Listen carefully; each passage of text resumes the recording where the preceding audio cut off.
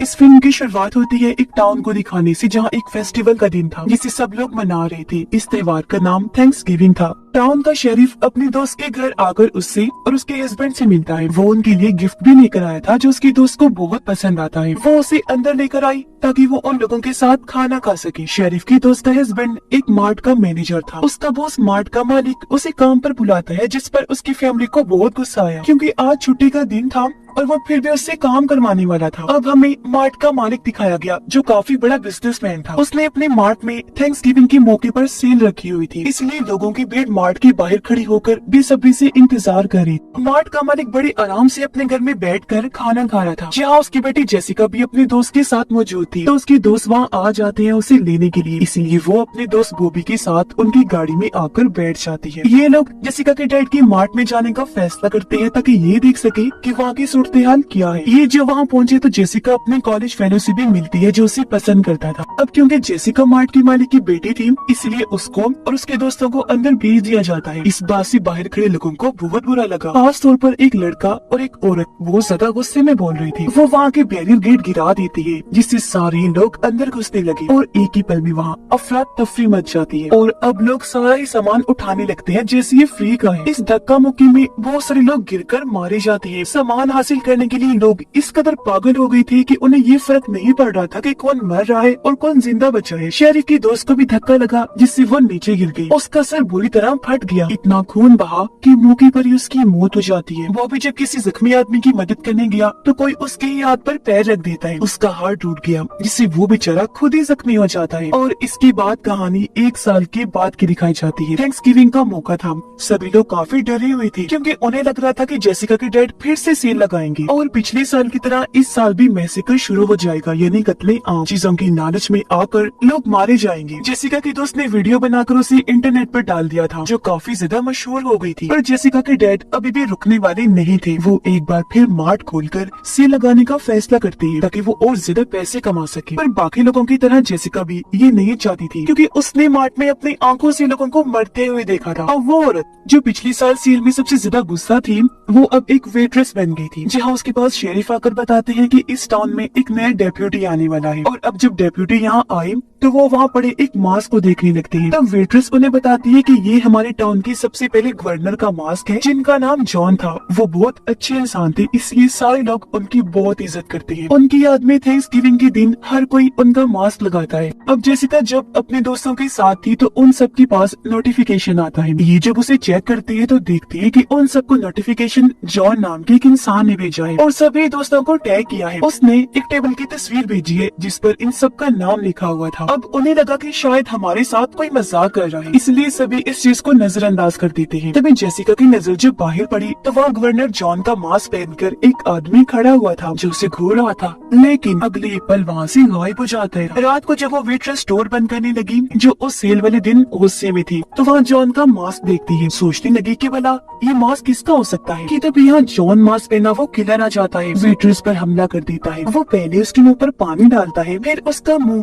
Fridge के साथ चिपका देता है। इसके बाद वो अपने कुल्हाड़ी लेने जाता है ताकि उसे जान से मार सके। पर इतनी ही देर में वेट्रेस खुद को आजाद करके यहाँ से भागने लगती है, पर किलर उसे देख लेता है। वेट्रेस वहाँ पड़े डस्टबिन में छुपने की कोशिश करती है, लेकिन किलर गाड़ी में बैठकर गाड़ी उसे दे मारता है। ऐसा होने से वेट्रेस के जिस्म के 2 हिस्से हो गए और उसकी वहीं पर मौत हो जाती है। ऐसा करने के बाद वो उसकी लाश का आधा हिस्सा मार्ट की बिल्डिंग के ऊपर लगा देता है, लोगों में डर खौफ पैदा करने के लिए। सबसे पहले उस वेट्रेस औरत को शिकार बनाता है जो उस सेल वाले दिन गुस्से में थी और वीडियो में सबसे ज्यादा आई थी, यानी उसने मुफ्त का सामान पाने के लिए बहुत से लोगों को धक्का दिया। इस बारे में जब पुलिस को पता चला तो वो यहाँ छानबीन करने के लिए आते हैं। उन्होंने जब सीसीटीवी की फुटेज को देखा, पर क्योंकि टाउन का हर इंसान ने थैंक्सगिविंग के दिन वो मास्क पहना करता था, इसलिए उन्हें पता चल ही नहीं पाता कि आखिर वो किलर है कौन। ये देखकर जेसिका अपने डैड को कॉल करती है, कहने लगी, डैड अब तो आपको कम से कम मार्ट नहीं खोलना चाहिए क्योंकि एक औरत का खून हो गया है। उसके डैड कहते हैं कुछ नहीं होगा, मैं एक्स्ट्रा सिक्योरिटी रखवाऊंगा, पर कैसे भी करके मार्ट तो खुलवा के ही रहूंगा। जिस पर जेसिका और उसके दोस्त काफी घबरा जाते हैं।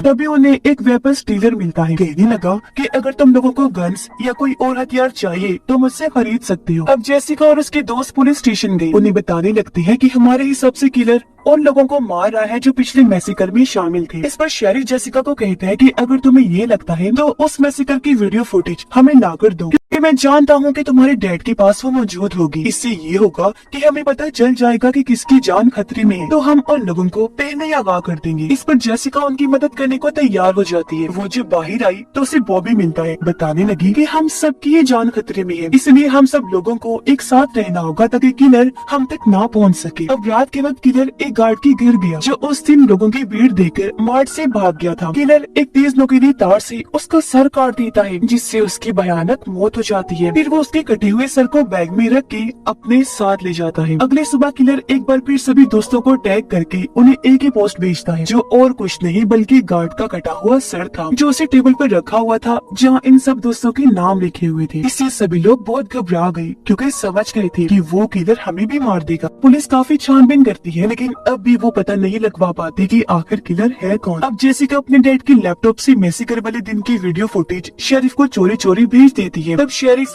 पता लगवाने की कोशिश करने लगता है कि किसकी जान खतरे में है और कौन महफूज है। एक तस्वीर में ये लोग जेसिका के दोस्त को देखते हैं जो उसी मरने वाले गार्ड के गले लगा हुआ था, जो देखकर इन्हें लगने लगता है कि जरूर जेसिका के उस दोस्त की जान को भी खतरा है। और अब वो किलर एक जिम ट्रेनर के पास जाता है जो भी उस दिन वहाँ मौजूद था। जिम ट्रेनर की दोस्त एक चीयर लीडर थी जो उसे अपने पास बुलाती है और जंपिंग पैड पर कूदने लगती है, पर तभी किलर जिम ट्रेनर के गर्दन मोड़ देता है। उसकी नाक से खून आने लगा, वहीं पर उसकी मौत हो जाती है। उसकी दोस्त चीयर लीडर जब कूद रही थी तो किलर नीचे से उसे खंजर मार देता है। उसके जिस्म के 2 हिस्से हो गए, दर्दनाक उसकी भी मौत हो जाती है। इस हादसे के बाद कॉलेज को बंद कर दिया गया, जबकि जेसिका के 2 दोस्तों को कॉलेज में रुकने का कहा जाता है। वो दोनों जब अकेली थी तो किलर उन्हें अगवा कर लेता है। फिर वो जाता है जेसिका के पास, उसे पकड़ने ही वाला था कि तभी वो यहाँ से भाग जाती है। वो जाकर मेकअप रूम में छुप गई, जिसे किलर हर जगह ढूंढने लगता है। पर जैसे मेकअप रूम के पास आया, जेसिका उसे स्प्रे मारकर यहाँ से भागने लगती है। पुलिस ने जब उसके चिल्लाने की आवाज सुनी तो फौरन आकर उसे बचा लेते हैं और इस तरह किलर जेसिका को नहीं मार पाता। अब जब बॉबी और जेसिका के क्लास फेलो को पता चला कि उस पर किलर ने हमला करने की कोशिश की थी तो दोनों उससे मिलने आते हैं, पर यहाँ दोनों की हाथापाई हो जाती है। जेसिका उन्हें रोककर कहती है कि तुम दोनों ही मुझसे दूर रहो। जेसिका का एक दोस्त वेपन्स डीलर के पास जाकर उससे एक गन खरीदता है ताकि वो अपनी हिफाजत कर सके। अब जेसिका के दोस्त के घर में किलर घुस जाता है। वो पहले सिक्योरिटी गार्ड को मारता है, लेकिन जब उसके डैड किलर को देखते हैं तो वो उन्हें भी शूट करके मार देता है। सिर्फ जेसिका की दोस्त ही जिंदा बची थी, जिससे उसका दोस्त वीडियो कॉल करता है, पूछने लगा क्या तुम ठीक हो,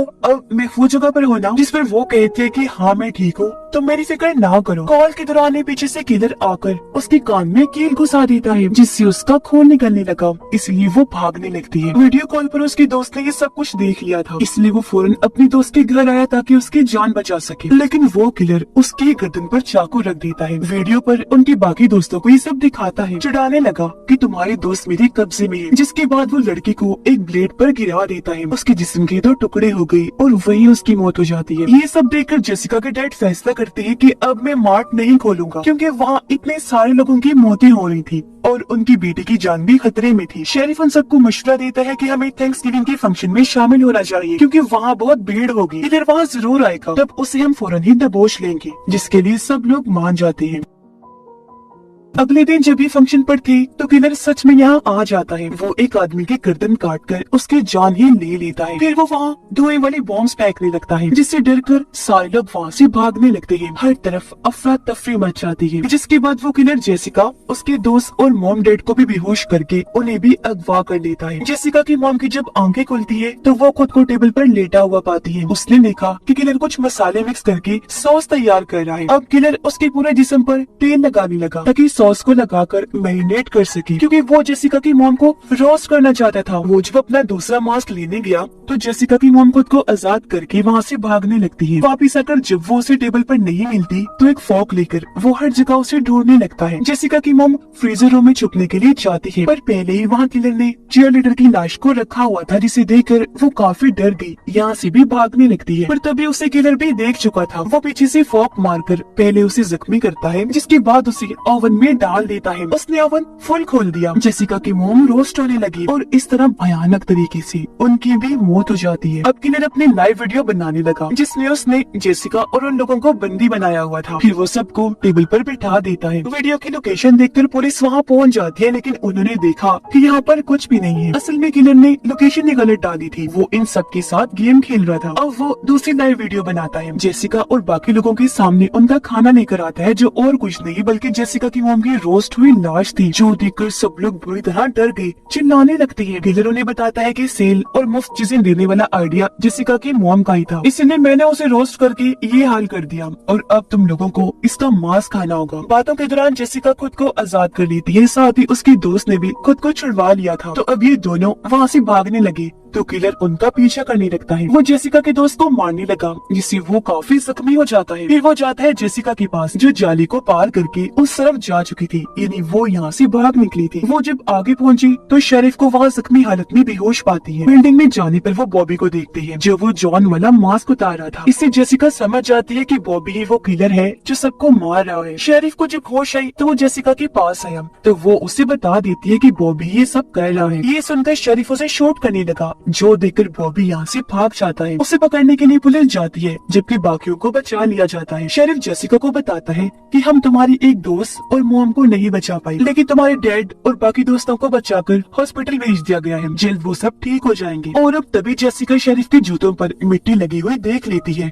वो चौंक गई, क्योंकि समझ गई थी कि किलर बॉबी नहीं बल्कि ये शेरिफ है, जिसने जंगल में मेरा पीछा किया था। अब तक शेरिफ को भी पता चल गया था कि जेसिका मेरी सच्चाई जान गई है, इसलिए वो उसे कहता है कि तुम्हें अकेले जंगल में जाना नहीं चाहिए था। ये कहकर शेरिफ ने दरवाजा बंद कर दिया और अब वो जेसिका को मारने के लिए आगे बढ़ता है। वो शेरिफ से पूछती है कि आखिर तुमने ऐसा क्यों किया। जब शेरिफ उसे बताता है कि मैं सारी जिंदगी अकेला ही रहा था, मुझे एक प्यार की उम्मीद मिली थी जो मेरी दोस्त थी। वो और मैं दोनों एक दूसरे को बहुत प्यार करती थी। वो अपने हस्बैंड को छोड़कर जल्दी मुझसे शादी करने वाली थी, लेकिन तुम्हारे डैड की सेल लगाने की वजह से धक्का मुक्की में वो गिर गई, वहीं उसकी मौत हो गई। ऐसा होने से एक बार फिर मैं अकेला हो गया। बस तभी से मैंने ठान लिया था कि मैं किसी को भी नहीं छोड़ूंगा। मेरे ऊपर शक न आए, इसलिए मैं जॉन का मास्क पहनकर सबको मारने लगा ताकि अपना बदला ले सकूं। उसकी बात पूरी होते ही जेसिका उसे फोन दिखाकर शुक्रिया कहती है। फिर बताने लगी कि अभी अभी जो तुमने बोला है मैंने उसे रिकॉर्ड करके लाइव चला दिया था, जिससे सबको पता चल चुका है कि तुम असली किलर हो। ये देखकर शेरिफ को बुरा लगा,